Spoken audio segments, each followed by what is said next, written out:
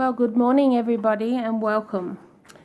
Today I'd like to begin by acknowledging the traditional owners of the land that we meet on today and pay my respects to elders past, present and emerging. Welcome to the Governance Committee meeting this morning on the 19th of April 2023. I declare this meeting open at 9:49. I would like to advise attendees in the room that this meeting is being webcast and audio recorded. I'd like to move on to number 3 now, the attendance and leave of absence.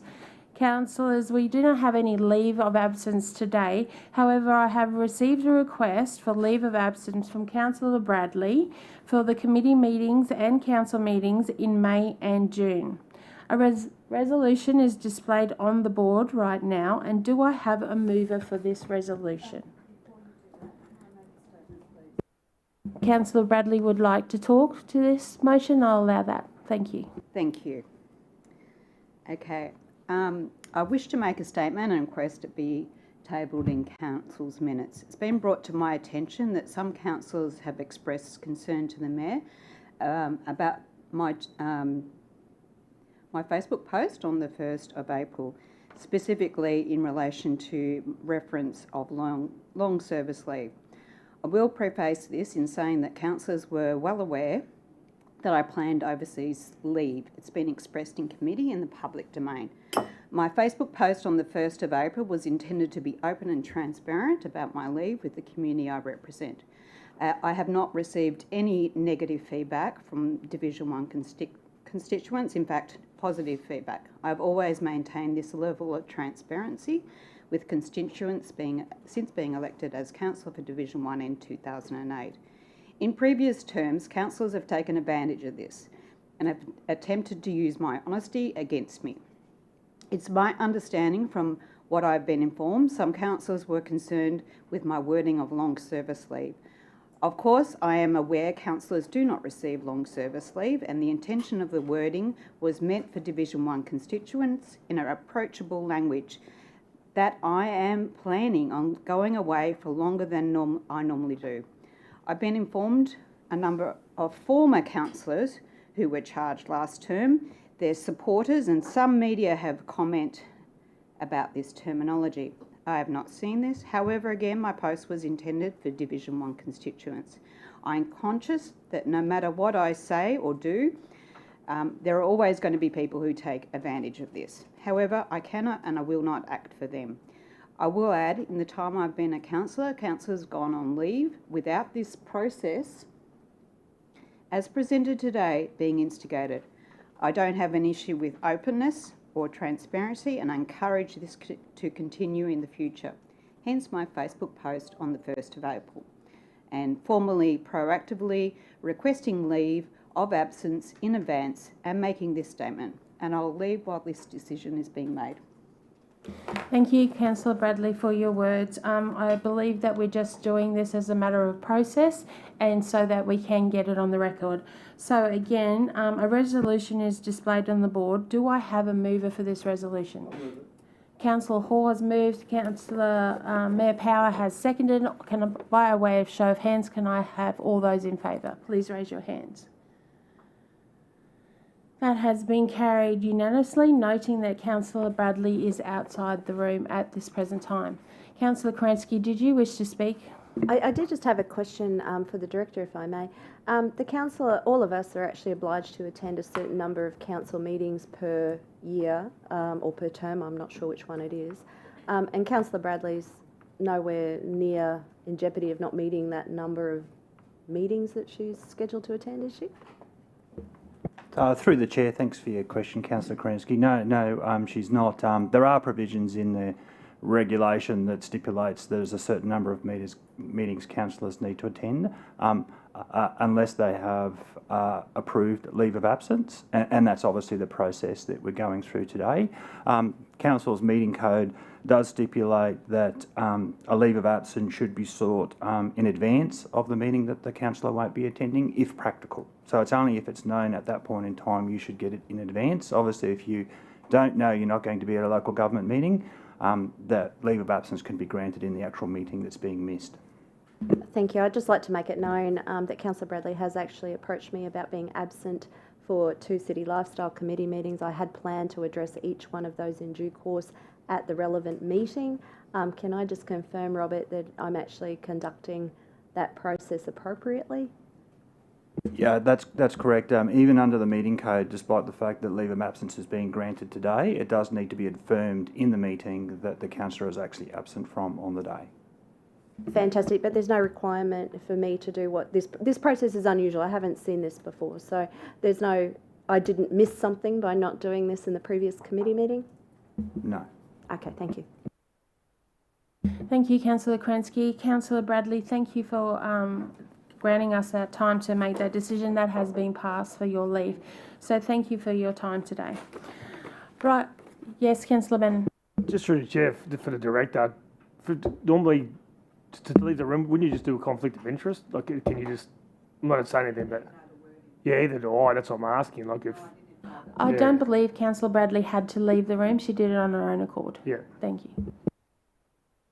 I didn't even know that recommendation was going up as that. Thank you. It was a last minute thing, Councillor Bradley. I was informed, and we just wanted to clarify those leaves of absence for you and to do it in the correct procedures. Like Councillor Kransky has brought up, even though you will be away from the next 2 meetings, we will still declare that you're absent from those meetings. So I hope that has cleared up everything, and let's move on. So item number 4 is declarations of conflicts of interest. I now refer to declarations of conflict of interest. Do any councillors wish to declare a conflict of interest against any reports on today's agenda?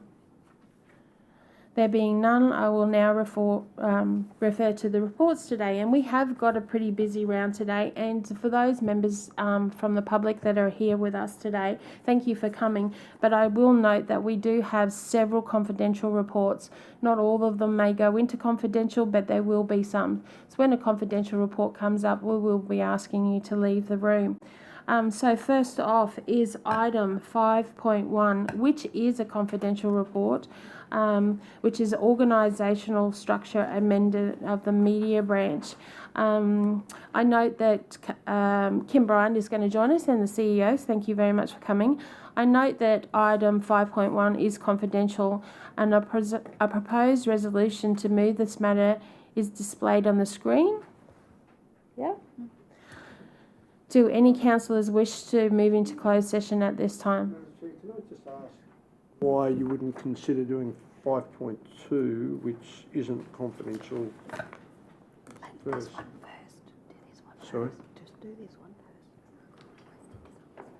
That's just a question. Sorry, Mr. Mayor, apparently this one was requested to go first. Okay. Thank you. So, councillors, do I have a councillor wish to move into closed session? Councillor Kransky has moved. Do I have a seconder? Councillor Wilcox has seconded that. Councillor, I now open the floor to vote. All those in favour, please raise your hand to go into confidential only. That has been carried all by Councillor Lane, is that correct? And Councillor Fraser, did you vote at all? Yep. So, Councillor Lane, how do you vote? Against. Thank you. The motion has been carried. Can I please request that all public and staff leave the room, including staff, leave the room with the exception of councillors and relevant directors, managers and corporate meeting team.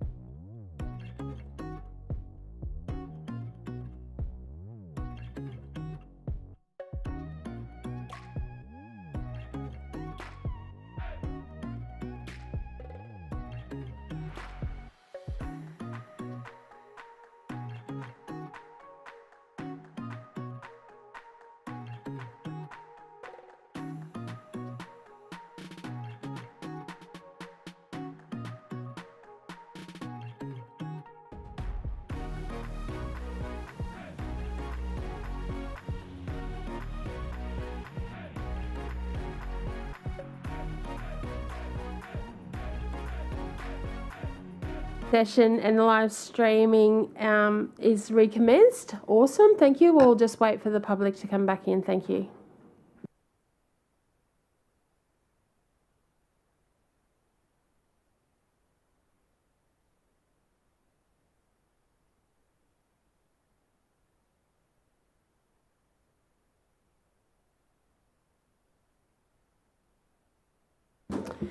Thank you everybody for your patience. Sorry that took so long, but that's our job, to debate.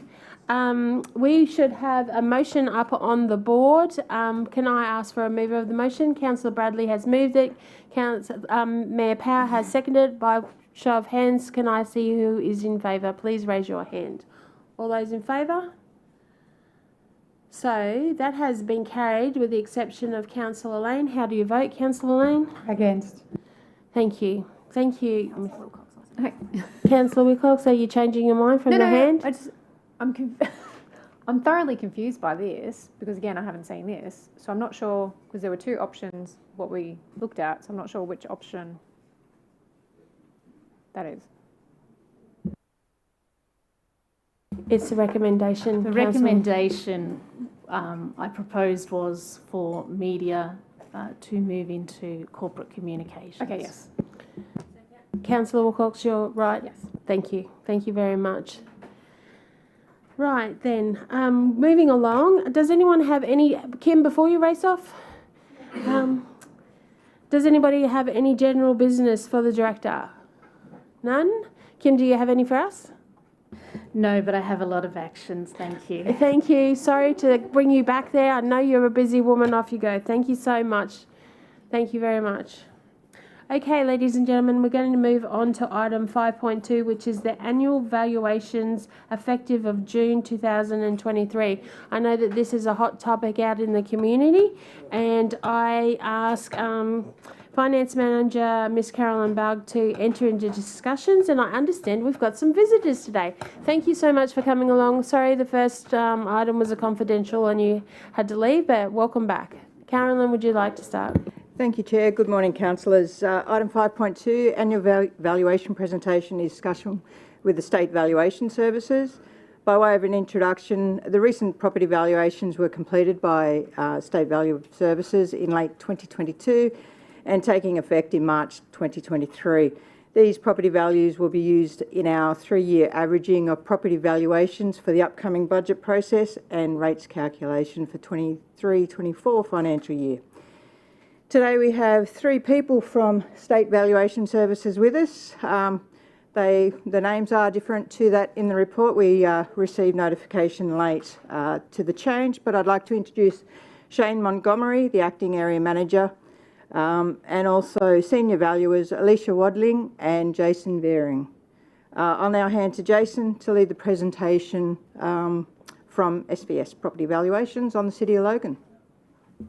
Actually, I'll start off, Carolyn. Thank you, Mr Mayor and councillors, for the opportunity today to present the revaluation of Logan City for 1 October 2022. As Carolyn mentioned, I'm the Acting Area Manager for the South Coast region, which takes in the Gold Coast up to Logan and as far west as Lockyer. And Jason is one of our experienced senior valuers based at Beenleigh, and as is Alicia Wadley. The way I'd propose to go through the presentation today is to start off with Alicia and give you a general background of the valuation cycle that we undertake each year. I'll then provide you with an overview of what's transpired, or a very broad overview of what's transpired in the city this year, and then Jason will provide you with information on the more specific property sector breakdown and what's happened in those. If you don't mind, if you could just leave questions to the end, that'd be appreciated. And I'd just like to hand over to Alicia. Thank you, Shane. So I'll move on to the first slide and talk briefly about the valuation cycle. And at the moment, we are currently in the objection phase. And as the name suggests, it is quite cyclical and runs annually, our valuation cycle. The recent valuations were issued on the 17th of March, and the objection window for an owner to lodge an objection lasts for 60 days. Within the valuation cycle, we have a revaluation program, which I'll quickly run through. Starting with the pre-assessment in the revaluation program, from January, our valuers begin gathering sales evidence, researching and investigating sales, and undertaking market research.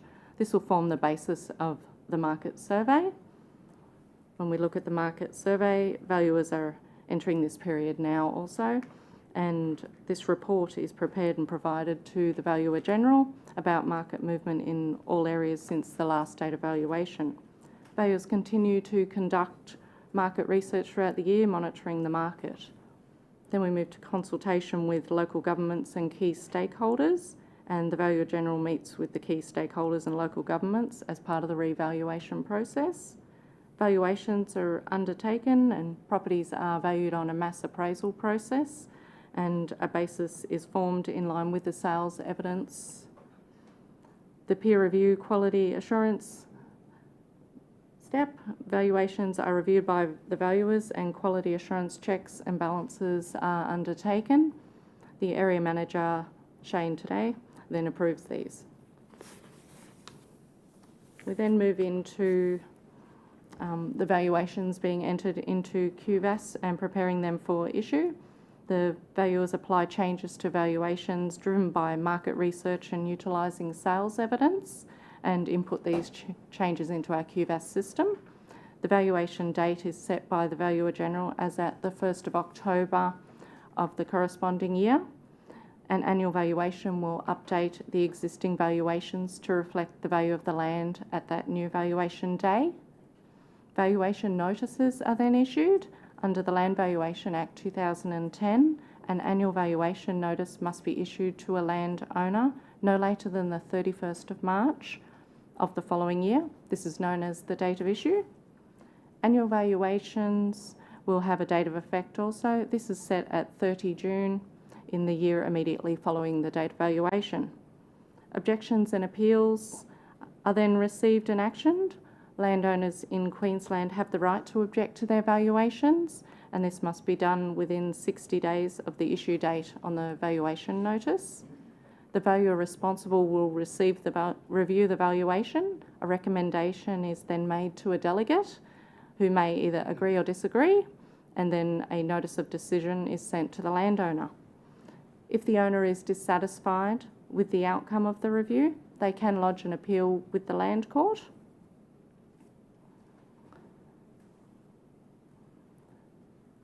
Just to note, we have 6 main property classifications. The first being residential, which includes residential, rural residential and Globo properties. And these are valued on a direct comparison basis, utilising vacant and lightly improved sales. Then we have multi-unit, which includes townhouses and unit developments and are valued using multi-unit land sales. Again, on a direct comparison basis with an emphasis on a rate per square metre.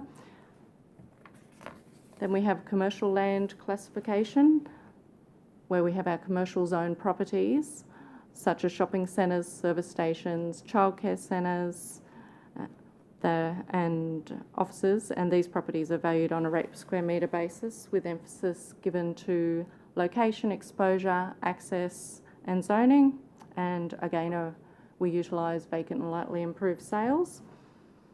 Then we have industrial land, and these properties are zoned for light, medium and heavy industrial land uses. Similar to commercial, these properties are valued on a rate per square metre, and there's an emphasis on the location, exposure, access to motorways and main arterial roads, and zoning, and also using vacant and lightly improved sales. Then we move to primary production land, and this includes property used for primary production and farming, valued on a rate per hectare basis, and are used, once again, using sales. And lastly, we have specialist properties such as regional shopping centres, which are valued, again, using vacant and lightly improved sales. So everything's driven by sales evidence. I'll hand you back to Shane. Thanks, Alicia. just talk today about the main drivers that we see in the market here in Logan City. As we all probably know, the key message, and it's a universal phenomenon, is that the property market has maintained its strong momentum based on strong demand in over previous years, and Logan City was definitely no exception to that. Confidence in the property market has remained high, which has created that strong demand, and with supply just keeping pace, obviously values have increased. For Logan City, there's three main key drivers, we believe, that has been the main stimulus for that growth. And the first one is location. Logan City is very well located, being right between Brisbane and the Gold Coast, and provides a lot of opportunity for business, and also the lower price point and competitive price nature of the city has to offer has had a large bearing on creating that demand, and thus a large volume of potential buyers. The second key driver is population growth. The statistics for Logan City I haven't been able to gather. I don't think the ABS have provided them just yet for 2022. However, as you all would know, Logan City is going through a major growth period. I think 500,000 people within the next 14 years, and that's phenomenal growth.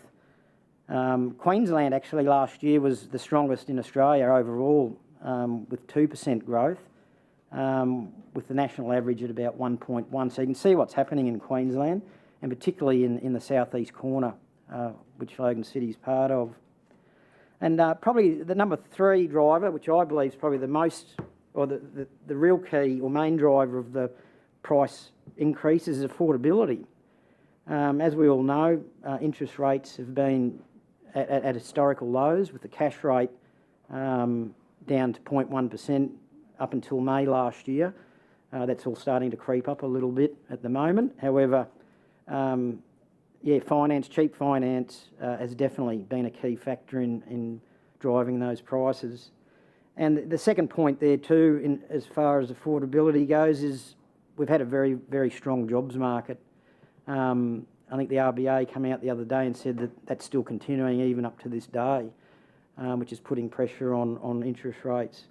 However, Queensland and Logan City has definitely seen an improvement in that area, thus the improved affordability.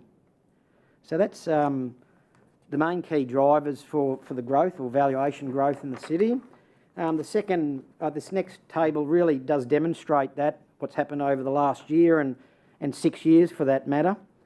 As you can see there in the orange row at the top, values have increased 75% in Logan City over the last 6 years, with 18% growth just last year. And I believe that it was a similar growth pattern the year before. Also, the number of valuations that we assess has grown dramatically. Not so much to the level that the value has, but as you can see there, 17% growth in total numbers of rateable valuations since 2016, and 3% last year. Moving on to the next slide. This slide here unpacks the overall increase, the property sector increases for the year, with 18% being the overall growth for the city. The good news is the economic boosting sectors perform the best. Industrial property was a standout. It increased 31% overall for the year, closely followed by the commercial sector with a moderate increase of 23%. The other sectors there are primary production up 22%, and residential ranging from 13% for rural residential, 14% for multi-unit, and the big mover in the residential sector being the single unit residential or single home site values, up 18%, being the city average. So that's the general broad overview of what happened. I'd like to now just pass over to Jason to provide you with a bit more specifics on those different sectors. Okay, thanks, Shane. So I'm going to now just give a brief dive down into each of our overarching categories. I'll start with residential, and just continuing on with what Shane said, 88,943 properties. Essentially, of the 114,000 rateable properties, it ends up being 78%. It's a big component, and the total value of that residential land is $31 billion of our total assessed of $46 billion. So high demand continue to keep up with supply, is just keeping up. Estimates are around 30,000 dwellings needed each year.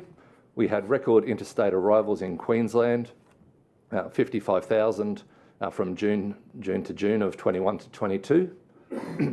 And the highest percentage of interstate buyers in 2022 were in the suburbs of Logan Reserve and Crestmead.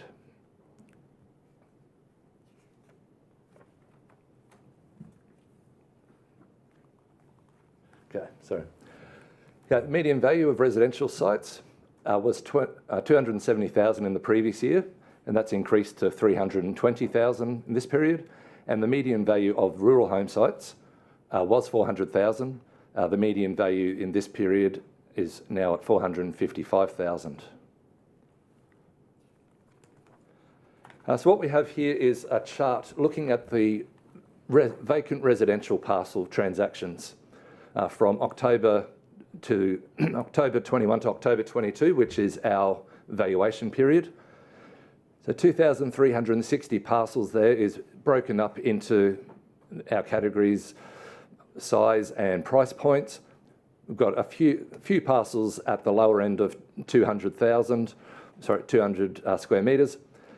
The main activity is in that 350 to 400 square metre, 400 to 600, and you can see the price point of 250 to 350,000 is where the majority of the activity is, and it drops off quite steeply after that.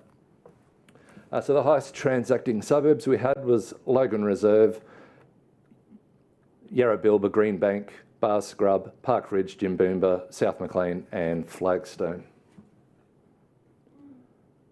Looking at rural residential, so we have 20,562 rural residential parcels in the Logan LGA, and the median value of that land, as I mentioned before, has increased from 400,000 to 455,000. And the suburbs with the highest number of vacant rural residential sales, Woodhill transacted 12, Jimboomba with 10, Verisdale Scrub 8, Greenbank 5, Newbeef 5. There's of course many more transactions. They were the highest numbers there.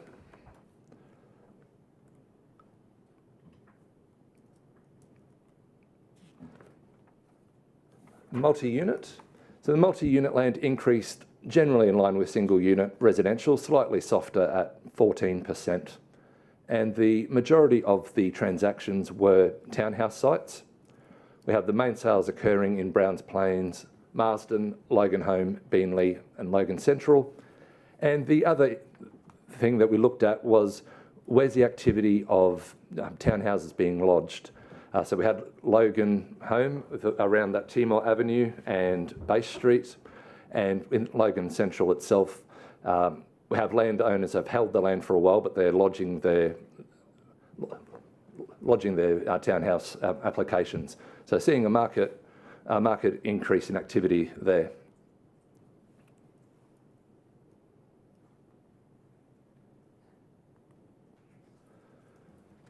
Just a demonstration of some of the sales that we've considered. On Browns Plains Road at Marsden, so a well-located property, good access to Browns Plains Road. This property had 3 street access. And this property transacted for $860,000 in early 2019. And you can see now, that one now represents $300 a square metre or $65,000 a townhouse.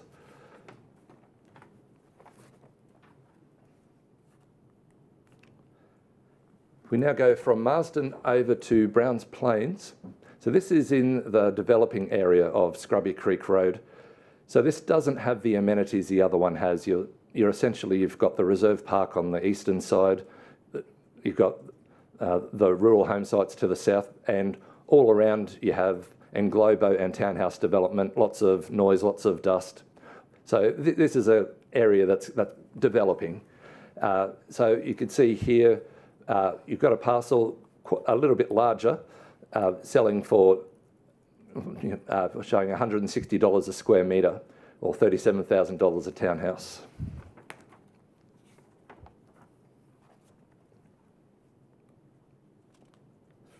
Looking at commercial, we had strong value growth in commercial land with an overall increase of 23%.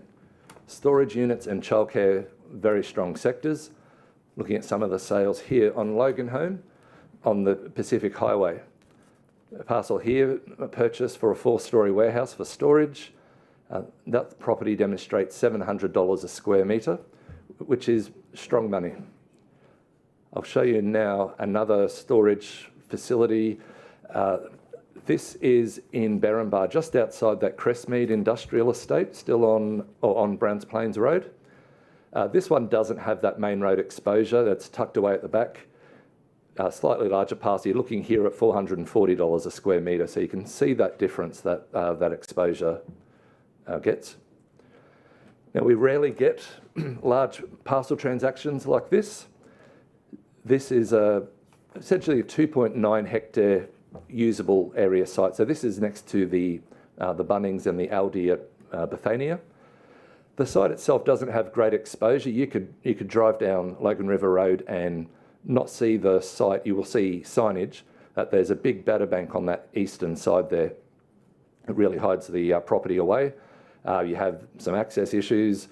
You can see there in the red with a shared easement. But interestingly, you can see the price difference. This property transacted back in 2014 for $4.4 million and is now reflecting $265 a square metre for a large parcel. As Shane alluded to before, industrial, very strong market. So this picture is in the, I've forgotten the name. No, sorry, there's just a word. Anyway, the name of this estate, Maple Tree, that's the one, thank you. In the Maple Tree estate. So yeah, south of Crestmead, and essentially this was created to meet demand. There's all the other industrial areas are essentially developed, and let's have a look. Okay, so we had strong resales in there that were reflecting 60% increases. So some of those parcels were transacted from $700 to $800. 800,000 early within the period, and then transacted 6 months later, 1.1, 1.2. So strong evidence there of resales of the same property with no change except for time. So we had our parcels in there of 3,000 square metres, selling in the mid to high $400 a square metre. One interesting transaction was out at North Maclean, 117 hectares, transacted for $74.8 million in January for a future proposed industrial park, just further demonstrating that the demand is there. Now, this parcel is in the developed part of Crestmead in that picture I showed before. So this was a good sale, corner parcel in an established area. This parcel is reflecting $410 a square metre. If we go a little bit south now, into that Maple Tree estate. And this is one of the parcels that was created as a demonstration. This one sold for $780,000 in December 2021. Get to August and we're getting $1.1 million, reflecting $435 a square metre. And there was a lot of parcels in this vicinity telling a similar story. Moving away from Maple Tree Estate now over to the Logan Motorway. This was a sale adjoining, in Kingston, adjoining the Logan Motorway. The feedback on this one was that people didn't like the narrow frontage, and that put off a lot of people in terms of being able to get trucks in and turning round and things like that. Still achieved fairly strong money for a larger site there at $285 a square metre. And so that here, this shows the condition that it was bought in. So it's still not exactly what you'd call a ready-to-go industrial site. So it still needs a bit of post-purchase works. So that concludes the overview of my sectors. Thank you, Jason. That concludes the presentation. I'd just like to finally tell you about valuation communications. We are still in the objection period for the valuations that issued in March. The date of closure for that is on the 16th of May. So it's not too far away. We do have a call centre available to anyone that has an inquiry about their valuation, and they're more than welcome to ring that at any time on 1300 664 217. We also provide a lot of information on the Department of Resources website. People can find out what their values are, particular residential sales in their area, to get a feel for why their values may have gone up or down, or for whatever reason. And there's a whole range of things there that they can access and get information. But I'd like to just stress that if any of constituents ever want to discuss their valuation or have an inquiry about it, to please call us. We have an office in Beenleigh. We're always open to communication, so please let them know that it's often the best way to resolve matters is to talk about them. So that's it. Thank you. Thank you very much to Alicia, Shane and Jason for doing that presentation, and Logan is definitely the best place to live. I'd also like to state that there is copies of the valuation downstairs in the foyer at Logan City Council, so our residents can access them down there as well. We have 3 people that would like to ask you some questions. I've got Councillor Bannon, the Mayor, Councillor Bradley, now Miss Wilcox and Councillor Raven. So Councillor Bannon, would you like to start us off, please? Thank you, through the chair. Thanks for the presentation. I've obviously had a good look at it. I'm not sure if it's the same people that come in last time. It was about a bit over a year ago before the floods, or the same crew? Yeah, same organisation. At that stage, we just had the floods. And the valuations had gone up, and I asked them about the flooded impacted properties, and their answer was, well, the floods happened after they did these valuations. Through this whole presentation, not once have I seen mention flood mapping and the properties are affected by flood mapping. Now, we copped a kick in here, and the Mayor will attest to that, over the fact that the state government requirement was for us to update the flood mapping. So we updated the flood mapping, and it massively affected properties, and especially my community. I voted against it, and I'm still hoping we can fix the problems that come from the flood mapping. The properties in my area have been gone up in valuation. So, to be blunt, we put the flood map in, we changed it because of the state government regulation. It ruined properties because now they can't build on it or sell it. Valuations come out from the state government, and their valuations increased. And I know they can contest it, but they just shouldn't have to. Like, if this is the state government that have asked us to do it, half the people think we put the valuations up. The general community don't understand that, and I'm probably guessing you're aware of that, let alone that they can contest it.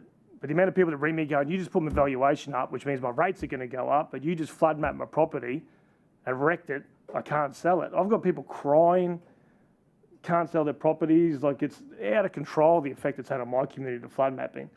It's the biggest thing. I'm not blaming you for it, obviously. You're part of a big organisation, but I can't see how we need to fix the flood mapping for starters. Secondly, we did it as a requirement of state government. We copped all the grief for it, and now we've increased the valuations. It's like we're constantly, it's like we're council and state are sinking the boot into them. So I don't understand how in all this requirement there wasn't something saying, okay, we've looked at the properties with the updated flood mapping into which state government have to approve the updated flood mapping. So they've got it. But not once have I seen it here. Like, the people's properties that are affected by flood mapping should be going down in valuations, if anything. So I don't understand and I might have missed it, so I apologise if I have, but it's the biggest concern in this whole community. Well, it isn't my community. I know Councillor Jeremiah is the same. Like anywhere near a river, like it's all my phone calls are every day, and I agree with them. You know, I agree 100%, which is why I voted against it. That's why I'm busting myself trying to fix it. So that's probably my question to you. Like, where is the consideration being for these properties that are hammered by the flood mapping? I can address that.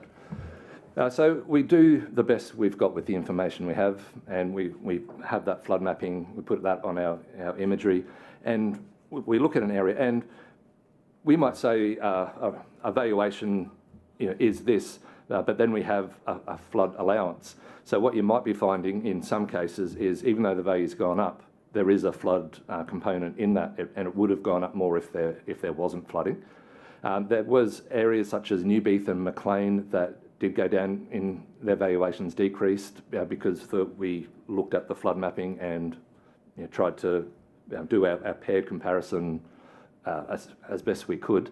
So I guess the only answer I could say is we did try, and when we go through this objection process and people highlight areas to us, that gives us a really good chance to say, okay, you've been flood affected, let's look at everyone around you, and we can then issue correction notices to address that.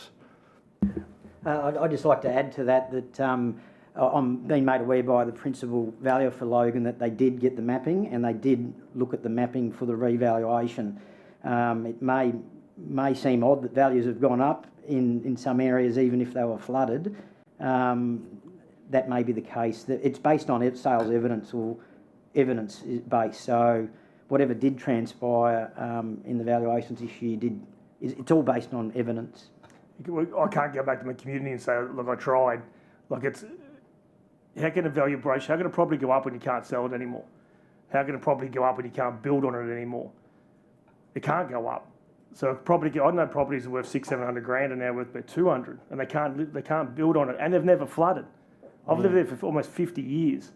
Mm. So is there evidence that it's gone back to 200,000? Easy. You can't sell it. Real estate agents have gone to their properties and said, we'd love to sell it, but council put a new flood map on it and it's unsellable. Yeah. So it's probably gone less than that. So I'm not going to give up and say we tried. It's just, and they shouldn't have to go through an objection. These are requirements that we had to do from the state government. Mm-hmm. Like, and to say that we looked at it and I could have gone up a lot more. You can't build on the house. You can't, no real estate will touch it. As soon as you go on a map and look at that big blue line across an entire property, it's worthless. And people have got these properties, have had them for 40 years, never flooded, trying to sell them as their own super fund, and their lives are ruined. And then all of a sudden they get a valuation comes out that says they're worth more money. Like, you can't tell me if you're sitting there as the public and you cop that you'd accept it. Like, they shouldn't have to do work to prove why their property is worth less money because of decisions made by local and state government. They shouldn't have to do that. It's not enough. Councillor Bannon, I hear that you're passionate about this. I'm more than passionate. I feel like I understand. I get you. I'm in the same boat with some of my properties. I was highly affected with the two rivers. There is an appeal process. It's the 16th of May. That they have got. But Madam Chair, with all due respect, I've talked about the appeal process. They shouldn't have to do it. So my question isn't about the appeal process. My question is there something you can do to change this before it goes through? Just go, no, we need to go back and look at these flood-affected properties and we need to change the valuation so they don't have to do it. I'm not asking about an appeal process. I'm asking, is this too late for you to go back and relook at that flood mapping and understand these properties? And if you need real estate appraisals on it, I'll get them for you. That's a great question, Councillor Bannon. Is there a process where the state government would relook at those properties? Oh, definitely. If it can be, like I said, it's all based on evidence. So if there's evidence, sales evidence to suggest that our valuations are incorrect in those areas, we will apply that evidence. How does somebody like Councillor Bannon proceed for his community? Do they have to have individuals that'll just go to you and do an appeal, or does it come from information like someone like Councillor Bannon that can say this particular area has been affected and could you please relook at it? Do you need that sort of communication?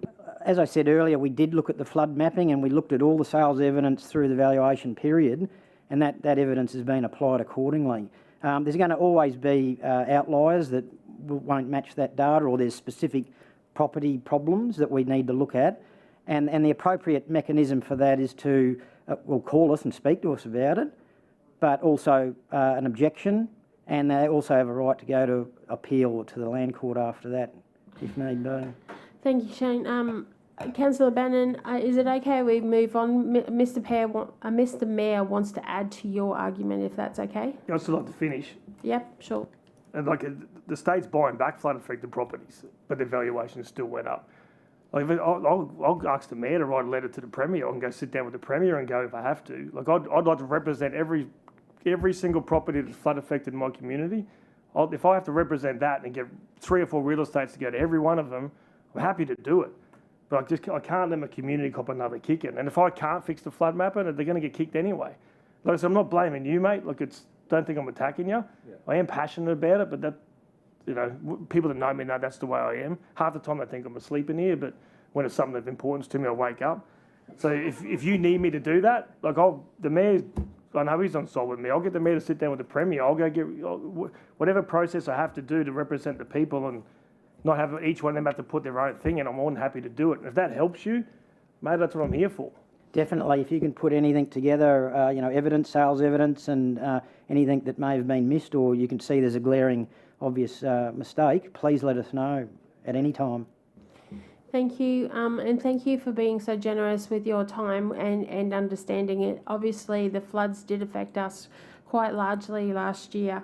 I'd also like to note that from a council point of view, we do take the valuations over the last 3 lots of valuations to deem what the rates will be calculated on. But I'm going to hand over to Mr Mayor, then I've got Councillor Bradley, Wilcox, Raven. Is there anybody else? Thank you, Madam Chair. There's 3 areas I want to address. We've always had flood maps, so I want to quantify this, and I want to ask the staff as well.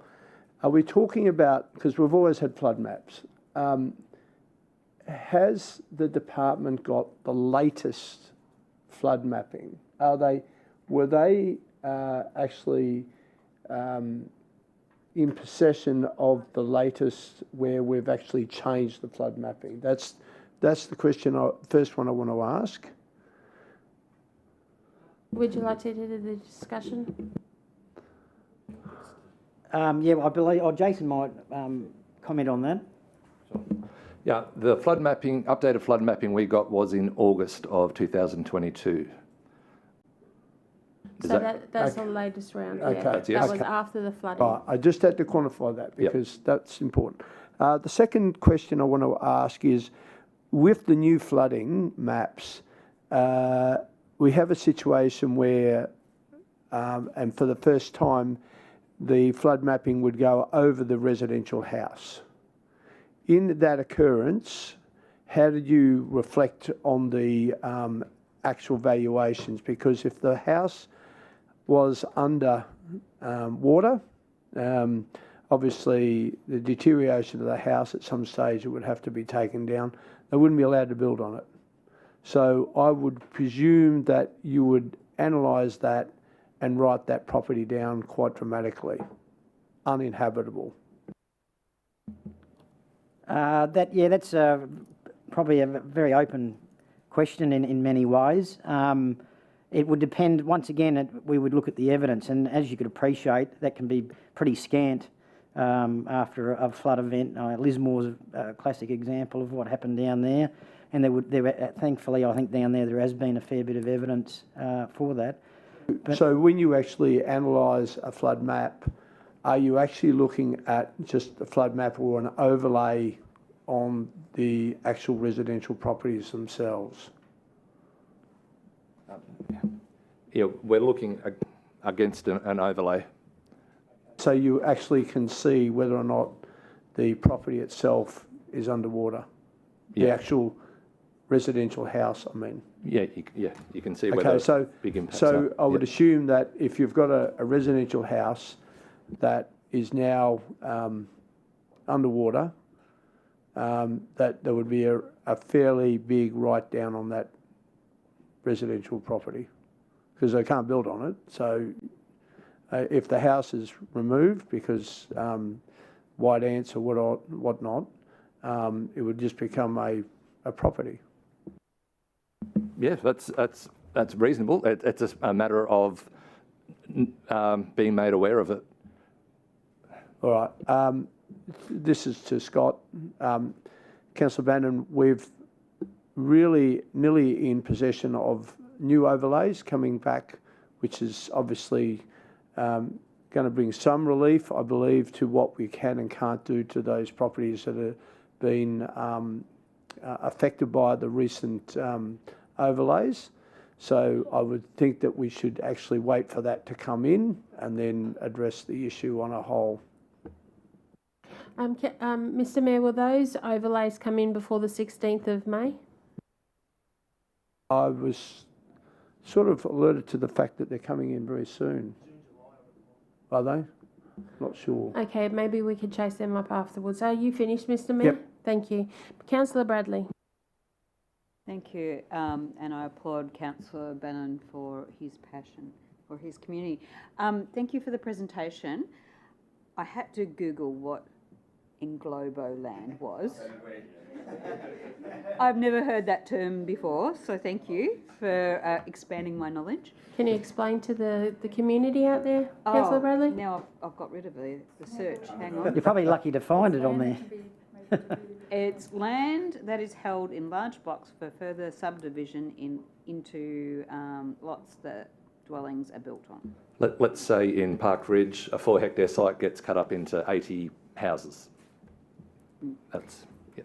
Anyway, I put my hand up though because I feel like you were here not too long ago, which is very unusual to see valuations coming up so frequently. How long ago was it that you came up here? Would have been the same time last year. Wow. We do them every year. Well, date evaluations 1st of October each year. But you don't normally increase them every year, or you don't It's normally... all determined by what's happening in the market. Yeah. It could go down. Okay.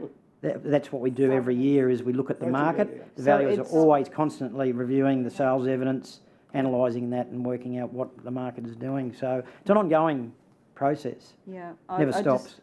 In the time I've been a councillor, I've not known that to happen so close together. But anyway, your presentation, will that be put in the public domain? Because I noticed a councillor took a photo in committee. Is what the presentation that you sure. presented? I don't have a problem that's with in that. the public domain. The presentation will be tabled. Yeah. Yep, cool. Thank you, Councillor Bradley. And I suppose it's that 55,000, I think it was, of people that are wanting to come to Queensland. It's a great state, nice weather. So, Councillor Wilcox, thank you. Thank you for the presentation. Sitting in here as a resident, as a councillor, it actually makes a lot of sense. But when you receive your rates valuations, and Councillor Bradley's right, when you receive them so quickly together, like 1 year, next year, everyone's like, whoa, my rates are going to go up. What's going on? Because, yeah, I haven't experienced that either. But some of the points in there, I think, need to be on the rates valuation notices, because I know Councillor Bannon's correct. We've copped a lot of heat in our social media pages, in our communities, wanting us to comment and stuff like that. It would be awesome if we had social media tiles that we could share, because they all think that we do the valuations, or a lot of people think that we do the valuations, and then it, that comes down for our rates, and we're just doing it to revenue raise and stuff like that, when we don't have control over it. So I think it would be fantastic if you had social media tiles that say your valuations on your houses are through the points that you had: market confidence and demand, proximity to Brisbane and the Gold Coast, population and affordability. This would go a long way for social media to put it on the back of those letters that are sent out, because most people don't understand the process, and they don't understand that they can appeal. Some people do drop in their comments like, you can appeal the process, which is fantastic. But for the norm, most people don't get that. So my question for you is, how many objections and appeals processes do you get each time these are generated? Generally, I think we get less than 1% objections. We have over 1.5 million rateable properties in Queensland, and in any 1 year they could all be issued. So it's a massive, massive process. But generally, yeah, it's only about 1% or less each year. and not a lot of those go to appeal. I couldn't give you the exact number, but yeah, not many of those go through to appeal. Most of the appeals are business type properties of large scale, valuable properties. I can just add on the previous year we had 259 in Logan, and it's usually around that sort of 250 to 350. Each year is different, and so far we're only early into the objections now. So my thoughts around that would be that people don't understand how to do it. So again, a social media tile, especially because we have flood affected areas in Logan, in our areas, and people are like, and I've had quite a couple contact me as well saying, my valuations have gone up, but my flood mapping's come on. Yes, it'll affect the sale of the house, but I'm wondering if there's another avenue as well. Sales are affected, but their insurance has skyrocketed as well. It's not $2,000 a year, it's now $10,000 a year. Can that play a part of this as well with the valuation? I do know that the Valuer General has been looking at communicating or improving communications for a long time, and it's an ongoing process. I'll give that feedback to the Valuer General if there's any improvements we can make, but I do know that for 1.5 million properties a year and resources available, it is a logistical problem, I suppose. But yeah, certainly things can be improved, and I hope that they do in the near future. But if any suggestions of specific ways of doing that, we'd love to hear them. Yep, I think a couple of social media tiles, this is why your valuations go up. This is how you can appeal the process would be fantastic. Put a bit more information on the back of those letters, because generally I think people think it comes from us and it really doesn't. Through the letters, their notices that they receive. Okay. Yep. Because again, I think it's great to read up there that there was a 75% increase in our valuations in the past 6 years across the city of Logan. I didn't know that, and I'm pretty sure the general public wouldn't know that either. But it's actually a really good figure to know. But when you put that in relation to market, proximity, population, affordability, it makes sense. And I think that's the messaging you need to get out there to get it to make sense to the residents. Thanks. Yep, thank you for that suggestion. Thank you, Councillor Wilcox. It's a bit of a double-edged sword. Most people love the thought of their house going up in value because it's their biggest asset out there. But when it comes to the rates billed, and especially with the cost of living at the moment, everybody's looking to save every penny they can. So lastly, Councillor Raven. Thank you, Madam Chair, and thanks for the presentation, guys. Great to see you back again. I have 2 points that align with Councillor Wilcox and Councillor Bannon with some questions around them. So for feedback on better communication, I've just been looking at my land valuation notice and contemplating how would I do it better if I had a magic wand. Mainly for us, and I think most councillors will agree with me, it's making it very clear that it's an independent state government run valuation. So it does say up the top, at the very top in your header, State Valuation Service, and then Department of Resources. For someone who works in government, that's very clear to everyone in this room that that's the state government. That is not clear to your punter in the street. So that first line, the Department of Resources has valued all properties in your local government area in accordance with blah. The state government department of blah, blah, da, da, da. Like, make it very clear that it's the state government and it's independent of your council, because they literally come to us and our customer service guys get smashed. Robert, if you'd like to send a bill for every question we get about land valuation of the state government, that'd be great. And we get hit as well, because the assumption is too that's nothing to do with you, is that we collect more revenue from land valuations going up, which we don't. I think we should, because if we're being blamed for it, we may as well actually give a benefit back to the community for the angst that they feel. But that's not how the system works. So yeah, and I agree with Councillor Wilcox. Having some information like you on your second page, very, very helpful.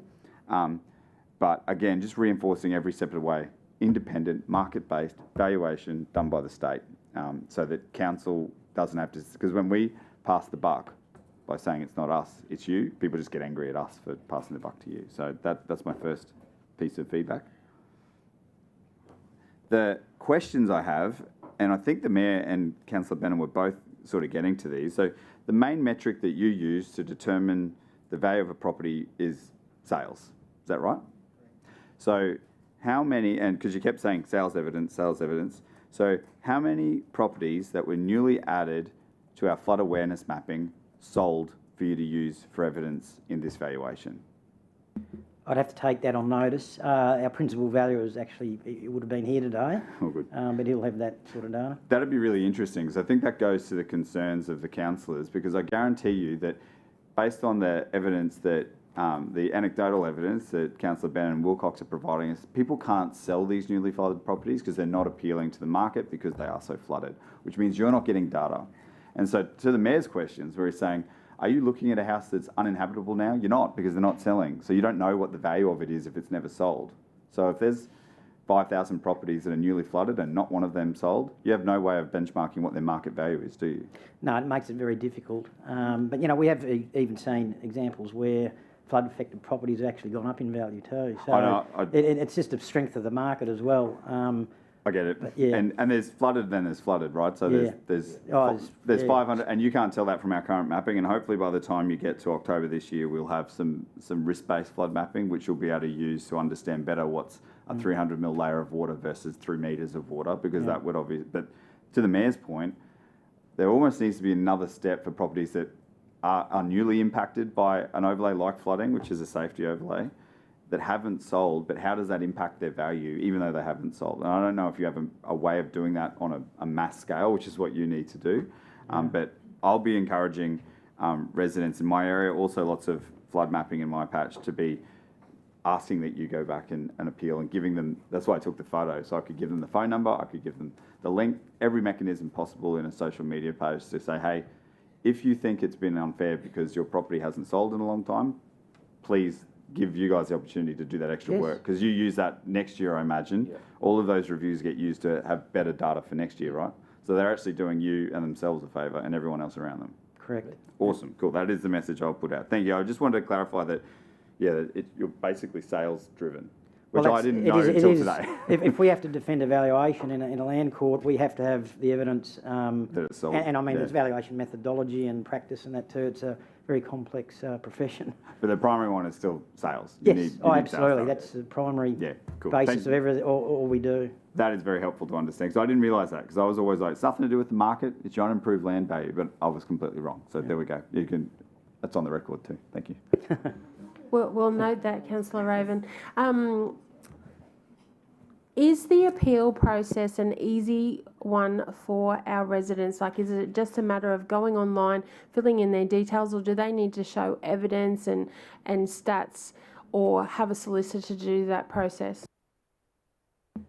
With the objection process, they need to demonstrate that the valuation's incorrect. That's the bottom line.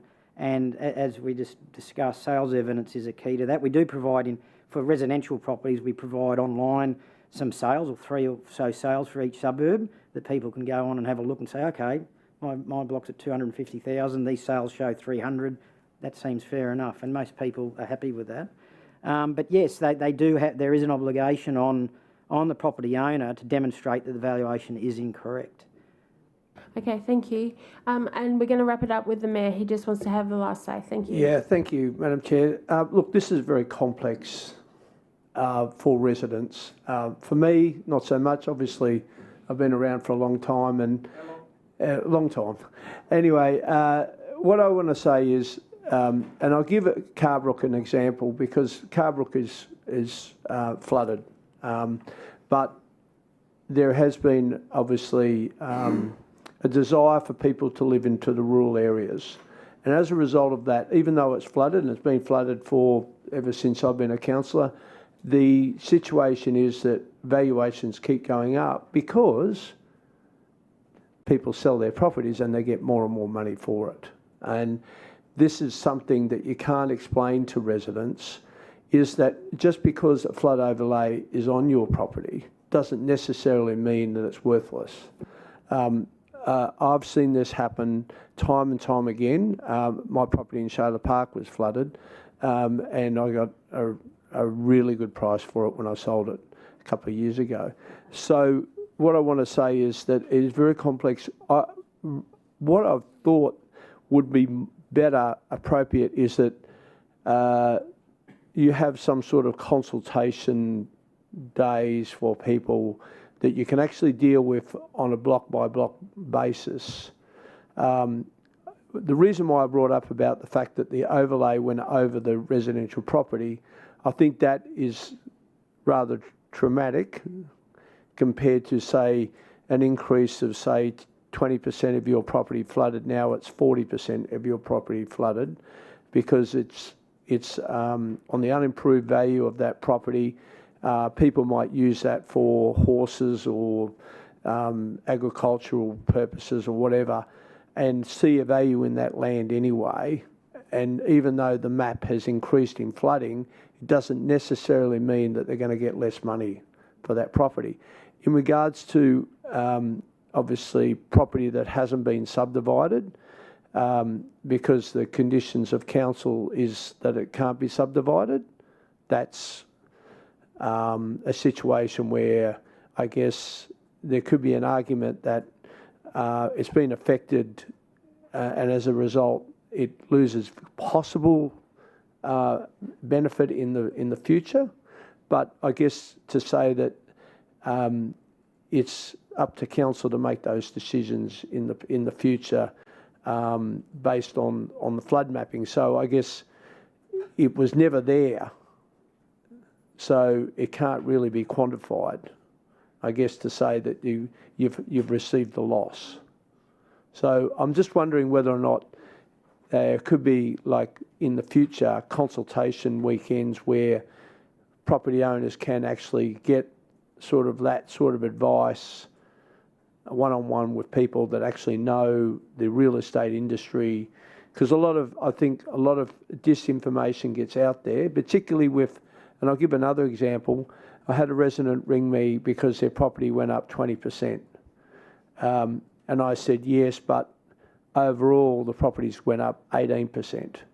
So yes, your property went above the normal, but they don't perceptualise that it's only a 2% increase. And then when you take into account that the council increases the rates over a 3-year period, doesn't increase it in one go, it's not a huge step in increase.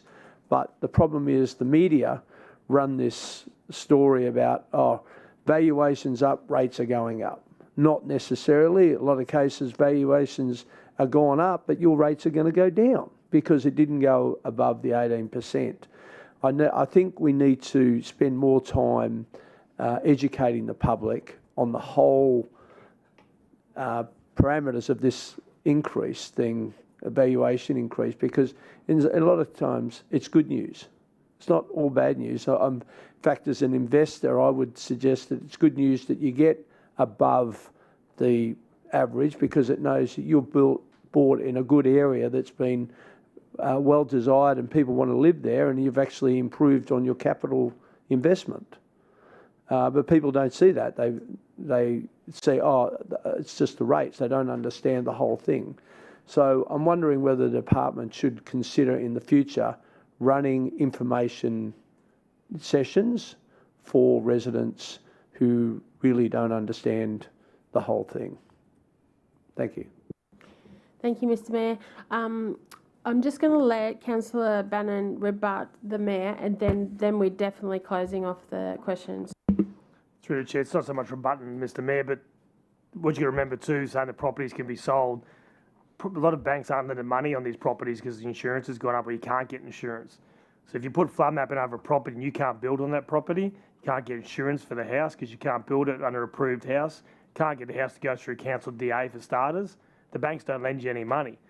So unless you've got a cash buyer that doesn't want to build and doesn't want to go through DA and doesn't want to do a council approved building, then the property is worth a shitload less money.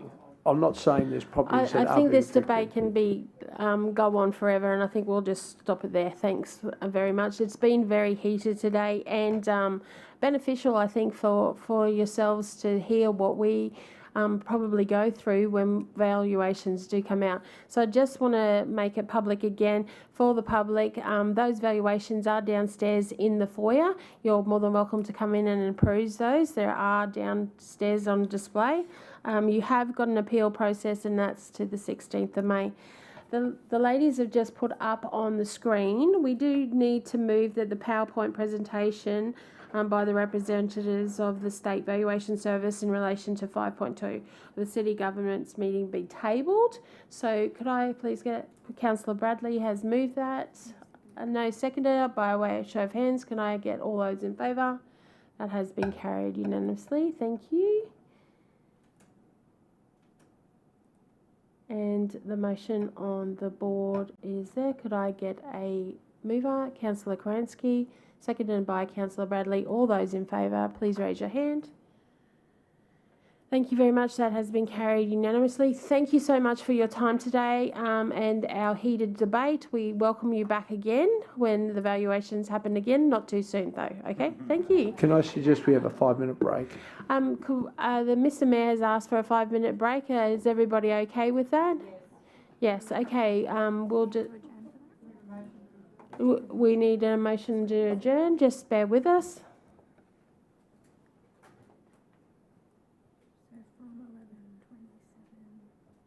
Until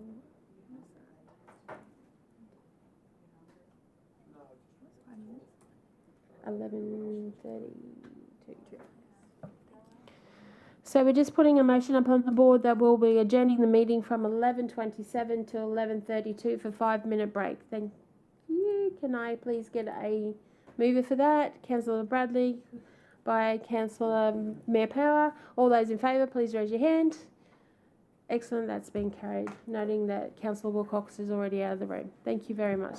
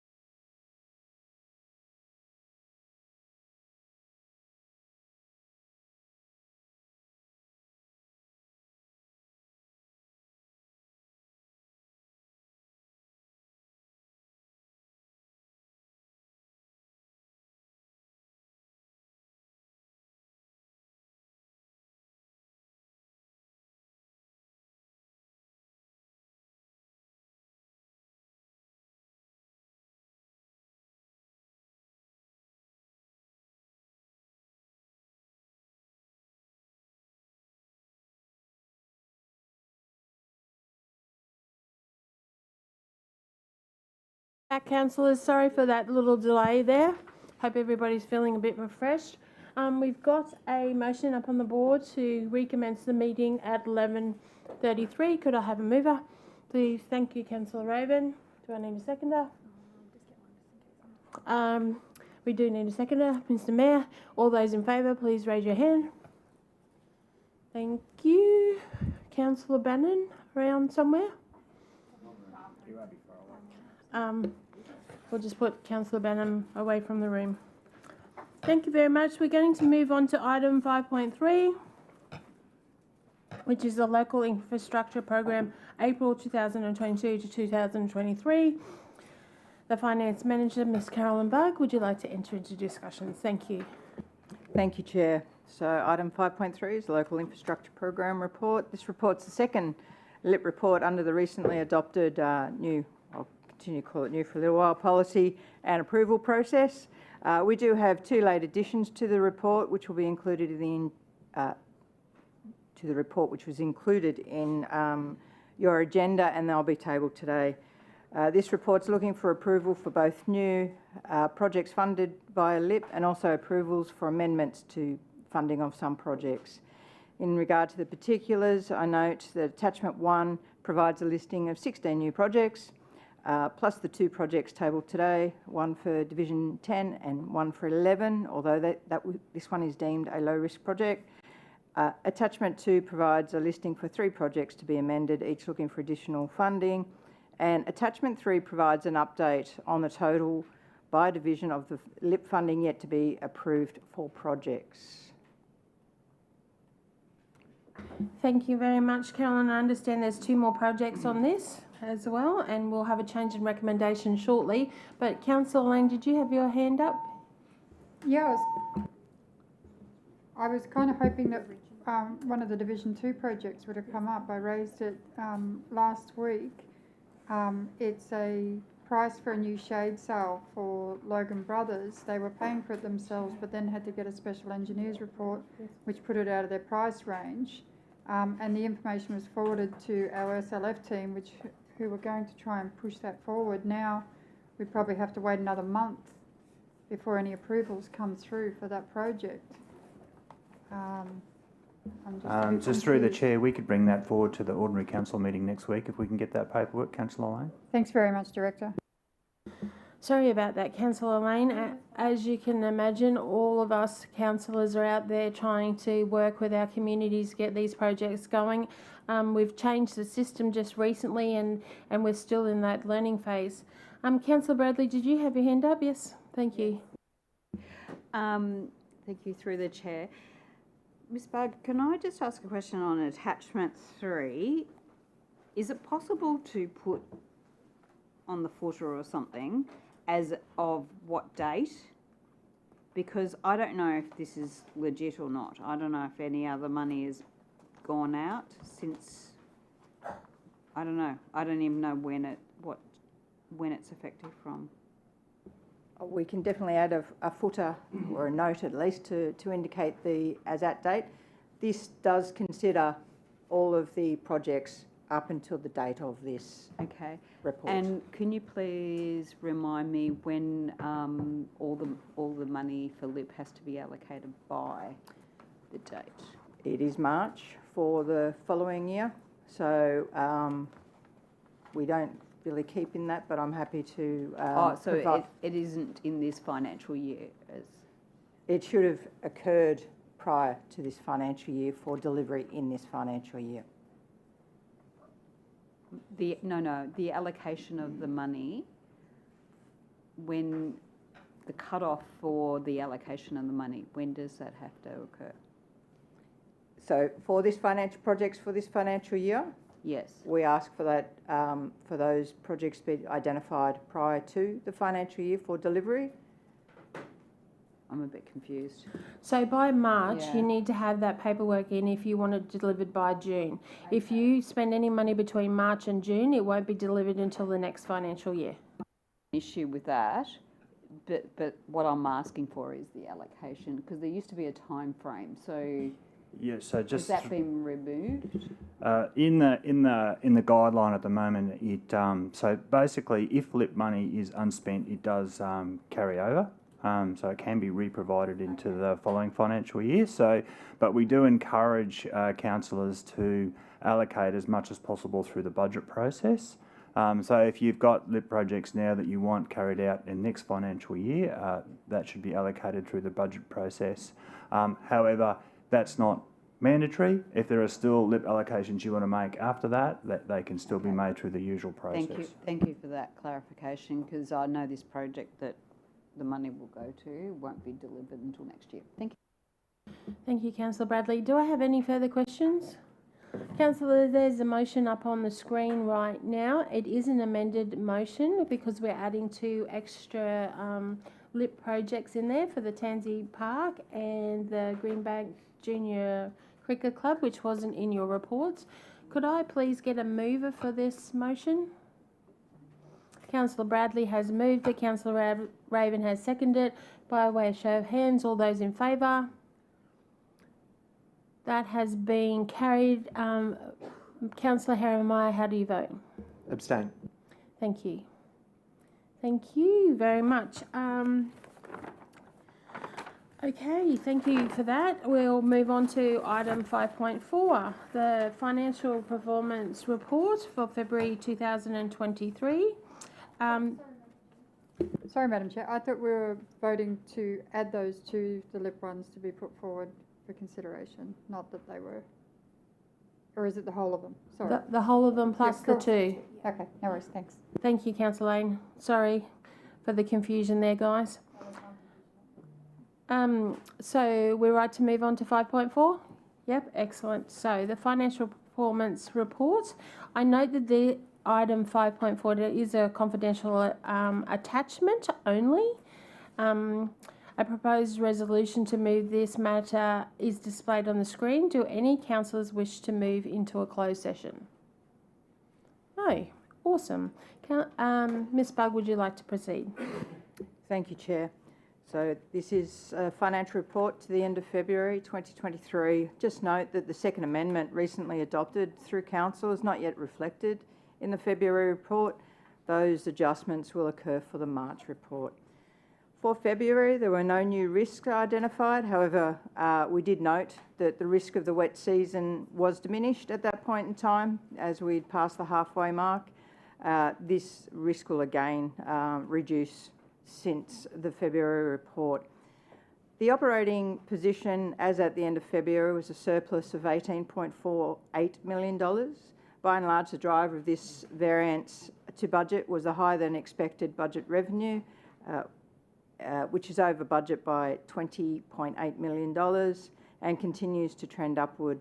As previously reported, the Logan Water returns via tax equivalents and also their private works and the bulk water revenue, main drivers of that variance to budget, with these accounting for $15.49 million of the variance. Interest continues to trend above budget, and the adjustments made in the second budget amendment do not take into consideration the recent formal rate rises, so there is upside to this variance in the coming months as well. Council does remain focused on managing cost to our budget, even though we are experiencing those inflationary pressures that we all are challenged with at the moment. However, overall, the operating expenditure is running above budget, predominantly due to the bulk water charge. However, that is offset by that revenue item that I mentioned. And we're also looking at increases in the budget for the private works of Logan Water. We continue to monitor the pressures of electricity costs, contract price increases, and also the spike in external hire charges for equipment as part of our expenditure challenges at the moment. It's worth noting that there's a continued trend of the under expenditure in employee expenses of $3.39 million, and this relates directly to the risk that we've identified much earlier this year in relation to the constraints in the labour market. I would just like to mention in our investments, at the time of writing this report, There was a write-down in the value of council's investment with QIC due to the Credit Suisse holding in that investment. The Swiss bank regulator forced USB's takeover of Credit Suisse. It has been confirmed with QIC that the impact, so the financial impact from the write-down, will occur in March. At this point in time, that write-down has been confirmed at less than 1% of our February investment. So that investment was $25 million. So it's just over $200,000 worth of write-down. You will see that in the March report, but I thought it best to raise it today. Other than that, I'm happy to take questions on the report. Thank you, Ms Bugg. Any questions, councillors? Councillor Bradley has indicated she's happy to move the motion on the screen. Do I have a seconder? Councillor Russell has seconded. By way of show of hands, all those in favour, please raise your hand. That has been carried unanimously. Thank you very much. Before we go on,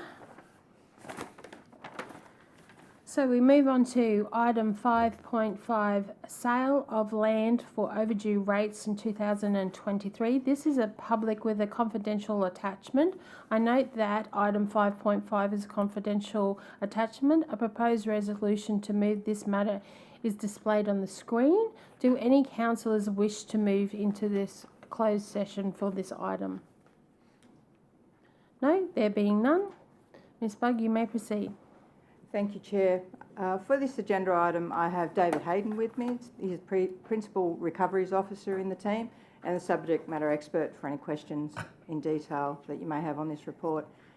This report is the annual report seeking resolution to sell properties under regulation for outstanding unpaid rates. This process is a last resort for council and officers in the collection of overdue rates, and the team will continue to work with all owners and interested parties, so that's mortgagees and trustees, to find a solution prior to the sale process being undertaken. At the time of writing, there were 56 properties that were identified under this process. However, since the time of writing, we've had payments from owners of 13 properties that bring those debts back within the time outstanding for the regulation have been removed from the listing. That listing for those properties was circulated earlier this week and will be tabled for today's meeting. There currently doesn't appear to be any properties with a contentious background. However, there are definitely some owners who are reappearing on the list after a few years, and noting that we have been through the period of COVID to reach this 3-year period for residential properties. I am happy to take questions. Thank you, Ms Bugg. Councillors, just noting that it has not gone into confidential, and please be careful of what you speak to. I'll have Councillor Wilcox, then Councillor Lane. Thank you very much. Thank you for bringing this forward. It's good to see that some have come off the list. One quick question. Are there any from last year back on the list?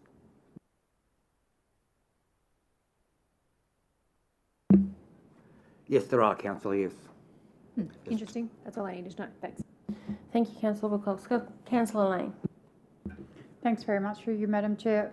I appreciate that sometimes people aren't able to pay some of their bills because they've had a change of circumstance.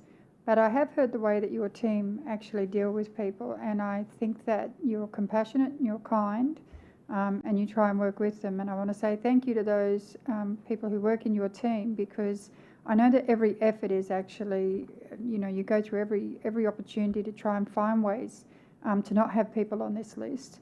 And I just wanted to let you know that that is appreciated. And I've heard you, your team, in action with one of the debtors. They had him on speakerphone, and it was just very well handled. Thank you very much. Thank you, Councillor Lane. Thank you very much. Yes, thank you. I totally agree. The staff do an amazing job, and I just say to the public, anybody listening, if you are having any issues with rates, please contact the council and go through to the correct department and have a chat with us. Thank you, councillors. I just need to move that there's a confidential attachment in relation to item 5.5, the City Governance meeting. Could I have a mover for that attachment, please?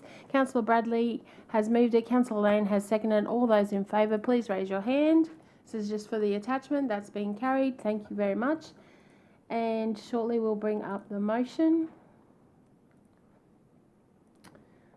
There's a motion on the board with regards to the sale of lands for overdue rates for 2023. Do I have a mover? Councillor Lane. Do I have a seconder? Mr. Mayor has seconded that motion. All those in favour, please raise your hands. That has been carried unanimously. Thank you very, very much. Now, does anybody have any general business for the Finance Manager? None? Do you have any for us? Not today, thank you. Thank you very much for attending. Thank you for your time. Councillors, we're now going to move on to item 5.6, which is the Master Plan Lot 2 SP 103674. I'll ask the Director, Mr. Robert Stratton, to enter into discussions, please. Through the Chair, this report is required to fulfil quite an old decision of Council. Back in 2017, Council resolved that a working group be established to discuss the master plan of this particular lot.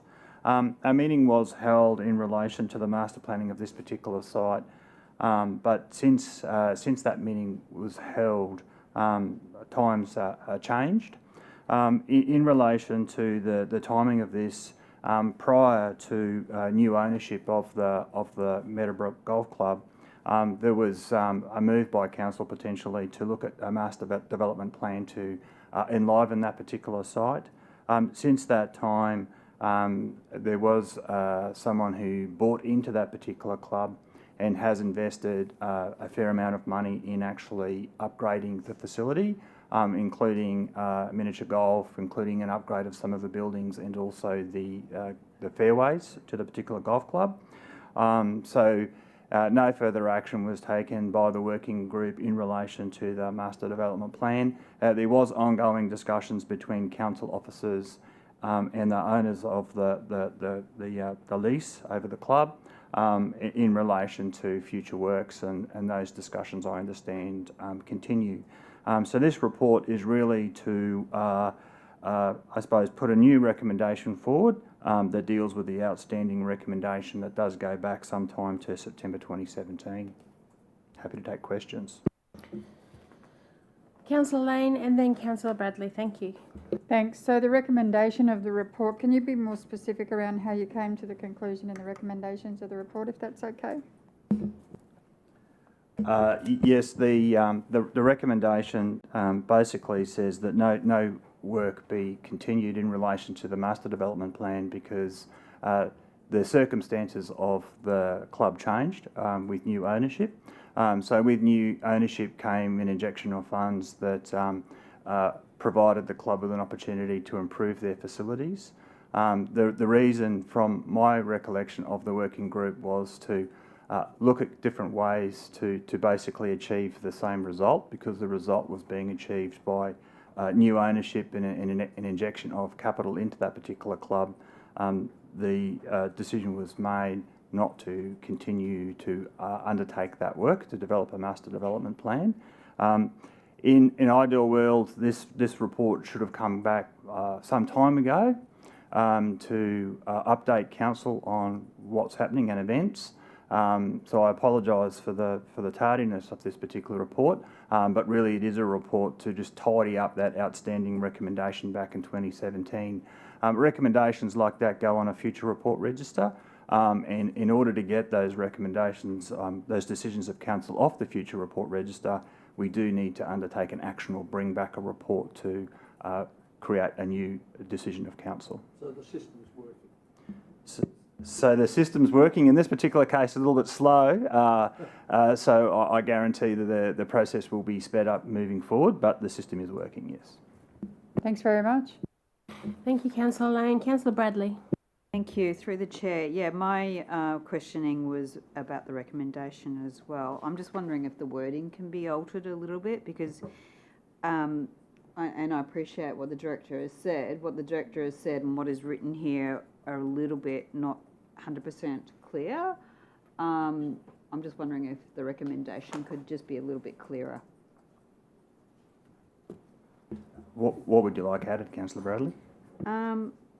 No further action be taken, as in, you know, maybe articulated in a different way.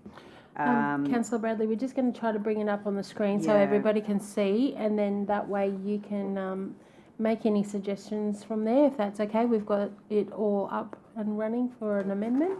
Madam Chair, I think you've got to take into context as a previous report. So what the officer has done has addressed the recommendation in line with the previous report. So you'd like that in line with the previous report added, Mr Mayor? Well, I'm suggesting that what the officer has done, I understand that Councillor Bradley is struggling to understand the complete realisation of this recommendation, but it's in relation to a previous report. So the officer has put the wording together to address the previous report. That's why, and that previous report's not here. I don't have an issue with that. It's the wording. It's just how it's articulated.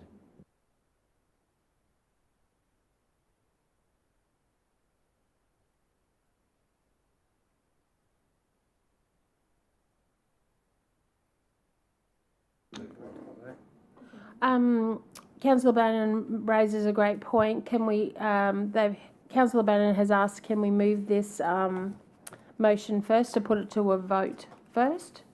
Are we happy to do that? Yep. Okay, so there's a motion up on the board for the master plan for no further work to be undertaken. Can I have a move for that motion? Councillor Bannon has moved it. Councillor Wilcox has seconded it. All those in favour, please raise your hands. Okay, so that has been carried. Councillor Bradley?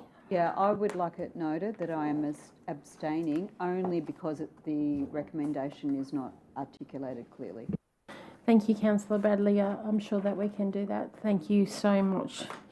Thank you.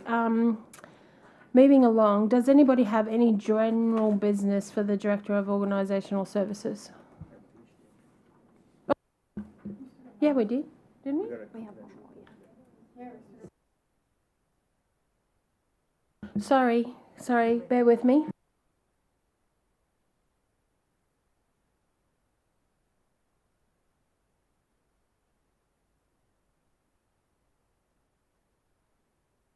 Sorry, Robert, we were getting ahead of the game here with my agenda here. We just got a little bit out of order. Sorry, well, let's move on to 5.7. We have a confidential report, proposed lease of council land in Logan Central. I note that this is a confidential report. 5.7, I propose a resolution to move this matter is displayed on the screen. Does any councillor wish to move into closed session for this item? No, there being none. I understand that Brett McGrath, who is our new corporate property manager, is going to enter into discussions. Welcome to your first council meeting. You may proceed. Through the chair, thank you. I'll just provide a brief overview of the committee report. I've got Brianna Jess with me as well in support for any queries that we have across the... Mr McGrath, I just needed to remind you through Robert that this is confidential. Just be careful of what you say. Thank you. Through the chair, thank you. So council currently leases premises at 25 Jacaranda Avenue in Logan Central to the Deadly Kindy at Barraga. The existing lease with the kindergarten expired on the 31st of December. Madam Chair, could we move into confidential? Can I just say we're not in confidential at the moment, so pretty much there's very little we can actually say on the report because it is a confidential report. So if the officer needs to discuss the report, or if councillors do have questions on the report, we will need to go into confidential. I think for the safety of this and being Mr McGrath's first meeting, I think we might move into confidential. Councillor Kransky, you've moved that. We don't need a seconder of Councillor Lane. All those in favour, please raise your hand if you want to go into confidential. That has been carried, I believe, but not unanimously. Please hold your hands up, please. Councillor Bradley, how do you vote? Against. Councillor Raven? Against. Councillor Herrenmeyer? Against. Councillor Bannon? And everybody else has voted we're still right. That has been moved. Thank you very much. That has been moved. Please be advised that the meeting is now in confidential session and therefore a live screening of this meeting.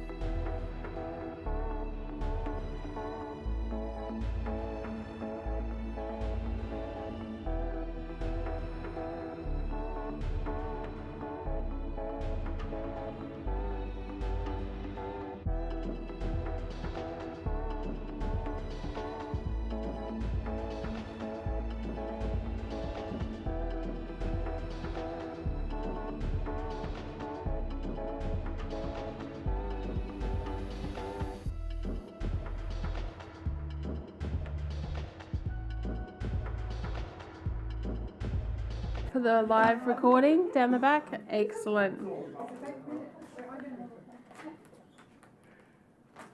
We are now in open session and the live streaming has recommenced. Thank you. Councillor Bradley, you had, Councillor Lane, you had a question. Thank you.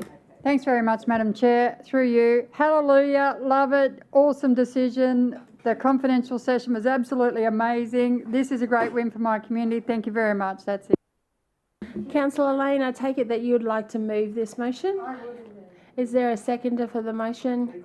Councillor Russell has seconded. All those in favour, please raise your hand. That has been carried unanimously. Thank you very much. Thank you, Mr. McGrath. Thank you. Have we got any general business for the Mr. McGrath at all? No. Have you got any for us? Through the chair, no business. Okay, quick run. Thank you very much. Okay, do we have any general business for the Director of Organisational Services? Here we go. Councillor Wilcox. Thank you. Don't all sigh. Jeez. I have given the girls a GB item to bring forward, and this is to clarify the forthcoming Deputy Mayor process. We need clarity around the process. Therefore, I would call, and I'd also like to move a motion.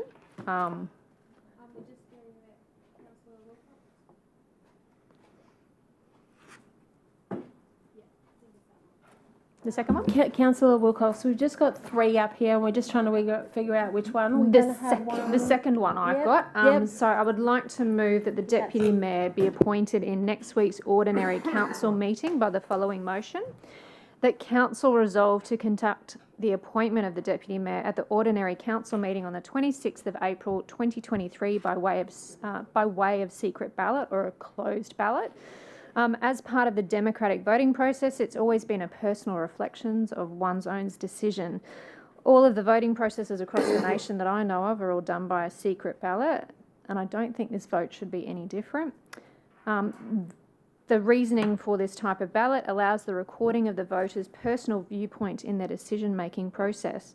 and it serves no purpose to have a show of open hands for the position of Deputy Mayor when we all have different thoughts, and I believe we need to ensure and maintain integrity and respect for one another during this process. So I strongly encourage everyone to maintain support for this motion. Thank you. Thank you, Councillor Wilcox, for bringing this motion forward. I know that this has been a very big topic with all the councillors. I've got Councillor Bradley only. Yeah. Okay, Councillor Bradley, you may proceed. Thank you. Through the chair, can we have rules of debate on this, please? I think we've all signed as councillors to be open and transparent to the community.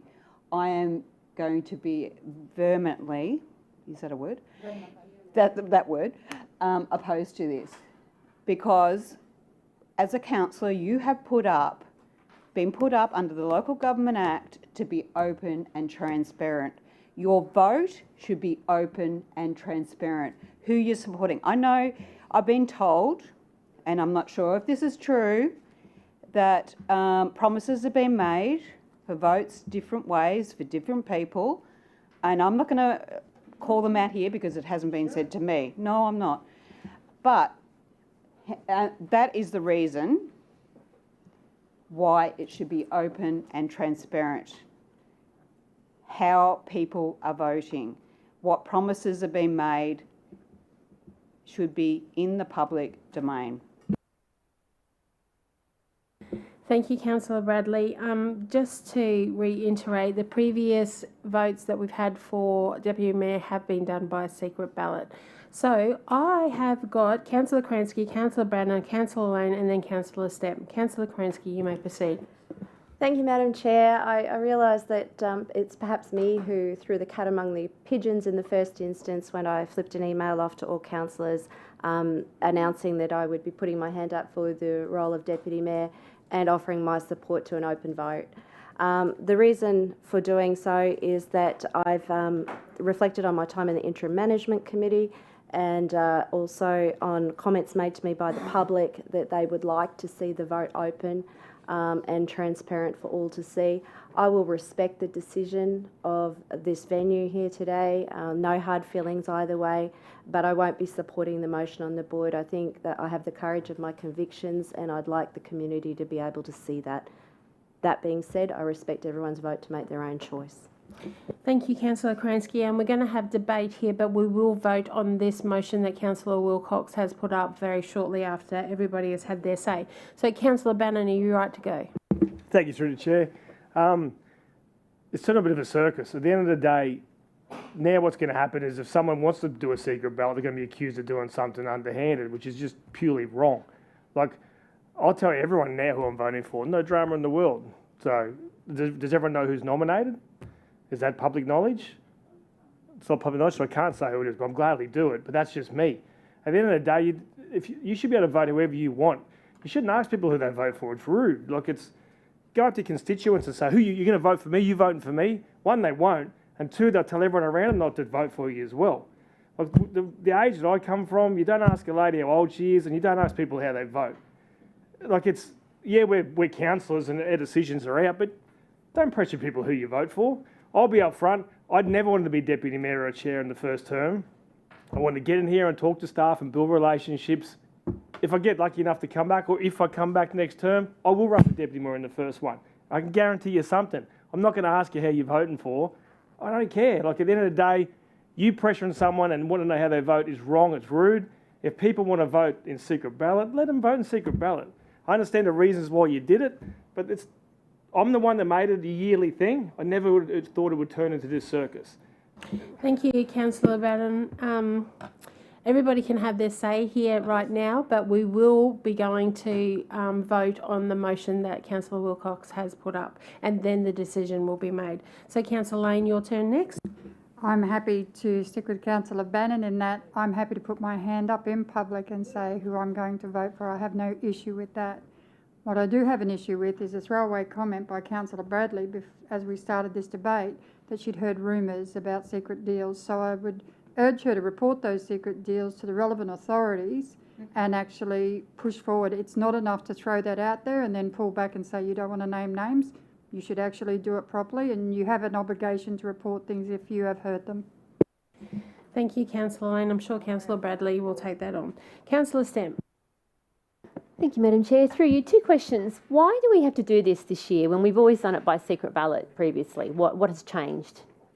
I believe Councillor Kransky asked in an email, and then I believe Mr Mayor has taken this forward to bring to the meeting. So the Local Government Act in regard to Deputy Mayor says it has to be transparent. Therefore, to emphasise that if you wanted to do a secret ballot, you would actually have to get a resolution of council. I got that from the acting CEO. Okay, so by doing it by secret ballot isn't being transparent since going against the Act? The suggestion is that it's not against the Act, but it is a determination of the council. We have, sorry, through the chair, just to clarify that point, so we do have the city solicitor here if we need to bring her in. It's not against the Act, so it can be done by a secret ballot. However, you know, obviously transparency is one of the principles of local government that must always be kept in the front of our minds. Having said that, in terms of the process, in terms of how you come up with the nomination or the deputy mayor, that's not stipulated anywhere. So it can be done in open council, or it can be done via a secret ballot. However, if we are going to use the process, it is best in terms of transparency to put up a motion such as this and vote on it in open council.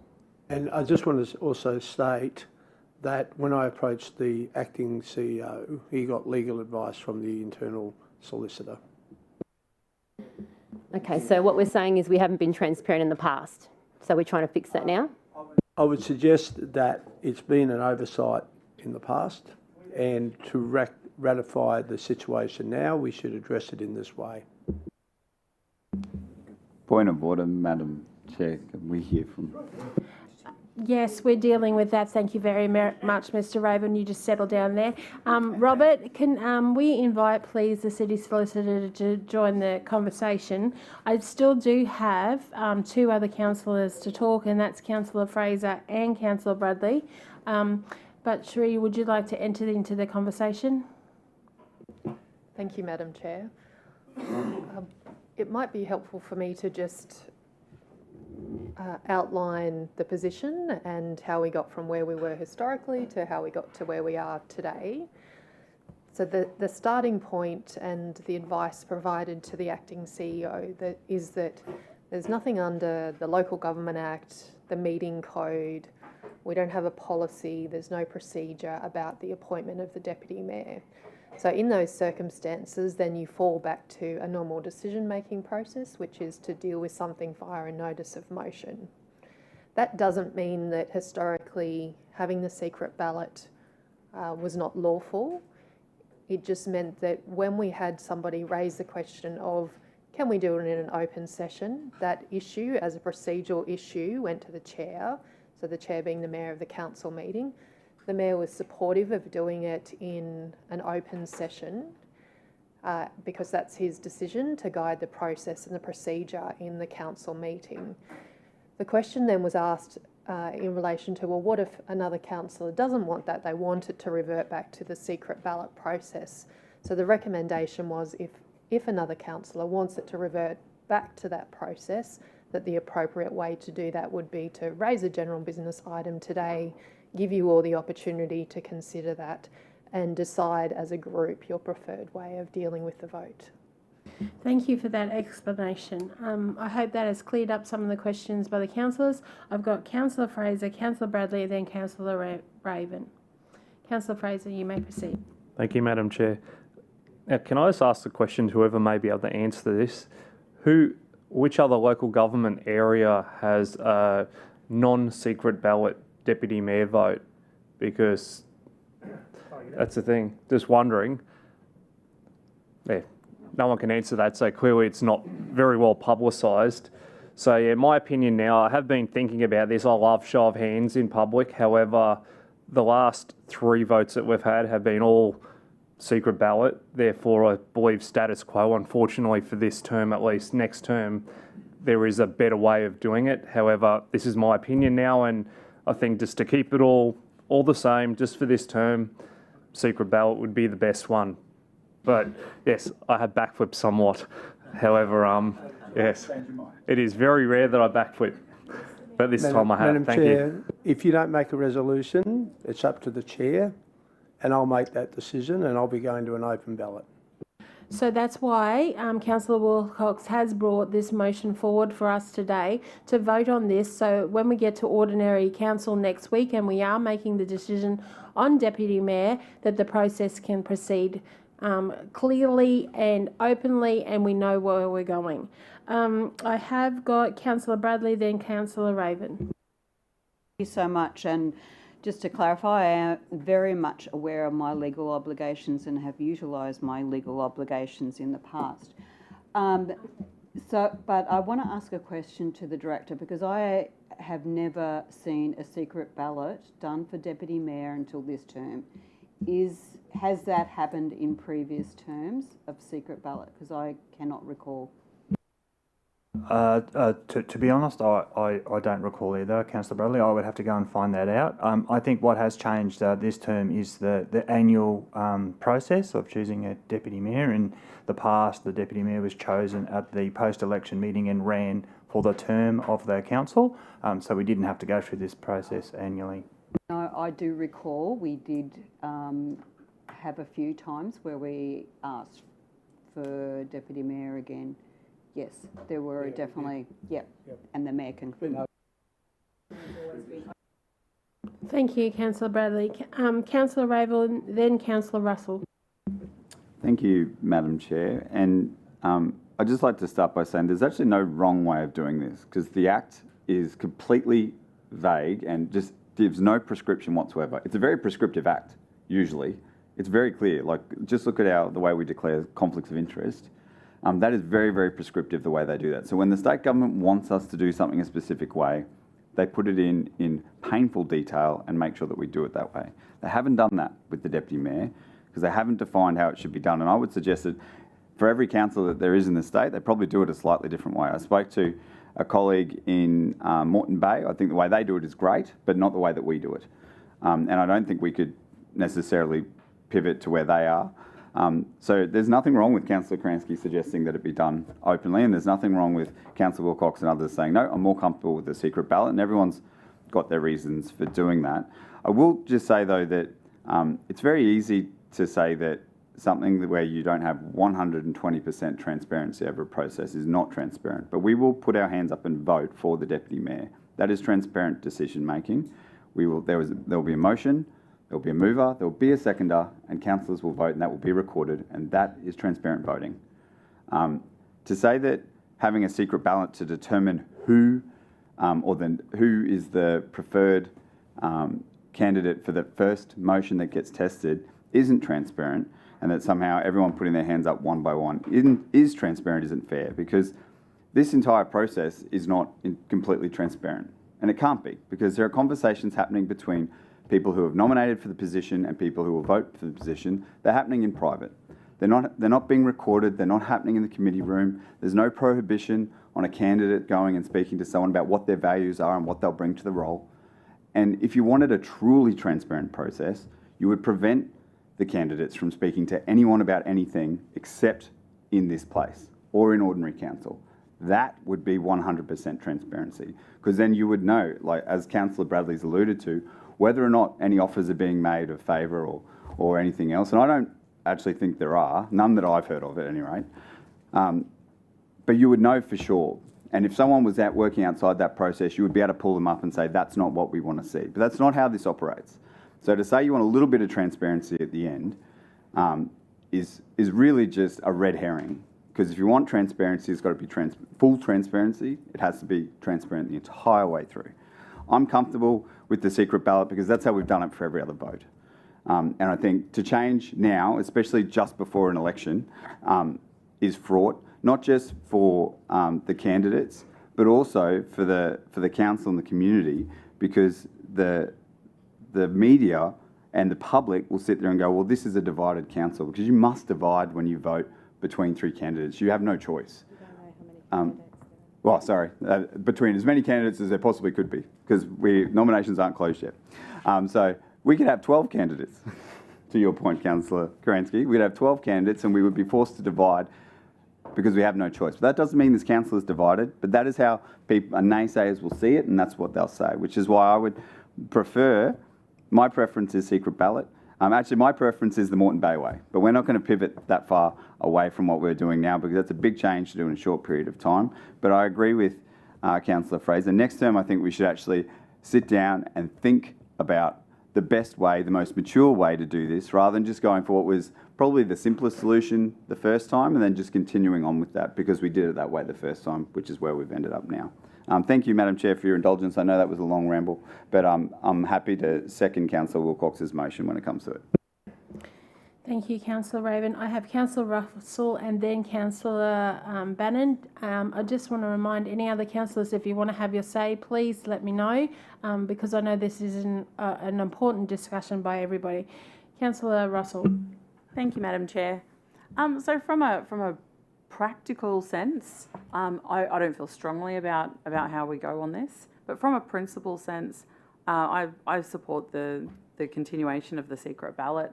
I think that we have a room of excellent councillors. We will have excellent candidates in this. You know, it's not a matter of like we'll have, you know, one amazing candidate and then awful candidates, and we've got to make sure that we're known of who we're supporting on that. I think that no matter who becomes the next deputy mayor will be excellent at that role. But I just wanted to say, from the matter of the principle of the secret ballot, I believe that because it's a continuation of how we've been doing it this term, and also because it's just, I've actually completely forgotten my point. Thank you, Councillor Russell. If you do remember, I will let you speak again. Thank you. I will. Councillor Bannon. Thank you, Madam Chair. At the end of the day, I don't feel comfortable pushing a councillor or forcing a councillor into doing something they don't want to do. I'll never feel comfortable doing that. We don't have to make people put their hand up, and I don't feel comfortable people don't want to do it. If you do a secret ballot, and there is people that want an open ballot, you'll be like myself and Teresa, we'll just put a hand up and go, this is what I did, and I'll show you. I couldn't care. But that way it covers both. I'm not comfortable, and no one should be pushing or forcing a councillor to do something they shouldn't do.